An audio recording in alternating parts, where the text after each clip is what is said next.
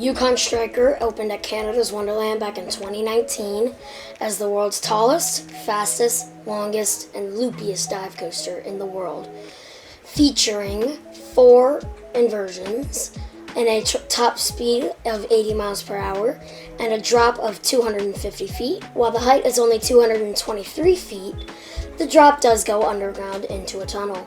If you ask me, this is the best dive coaster in the world, if you ask me.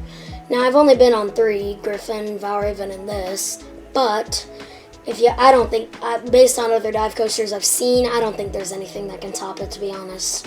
So, but out of 125 coasters, this definitely does place in my top 50.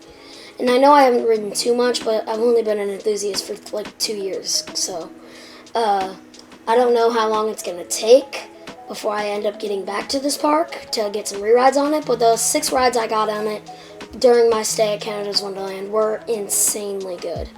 But the one problem is the finale. Now, most people would consider the finale as like a big, crazy way to end the ride. But the problem is, on Yukon Striker, it's really not. All you do is have a really shallow drop, a helix, and then the brakes. If you ask me, they shouldn't have even put in the mid-course.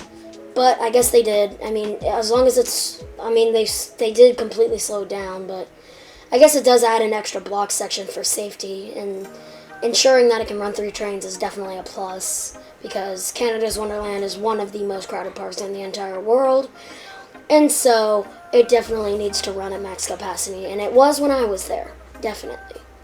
I mean, while the 3 days I was there, 2 of them were pretty crowded, 1 of them really wasn't. You know what, they all weren't that crowded, except for 1. They were really good. I loved my stay at Canada's Wonderland. But this video is just about Yukon Striker.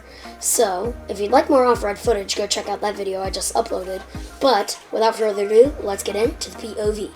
Start ascending one of the loudest lift hills ever to exist on a roller coaster. It really starts to build up the anticipation for what is coming up. But after that, you hit the top of the lift hill where it gets even louder.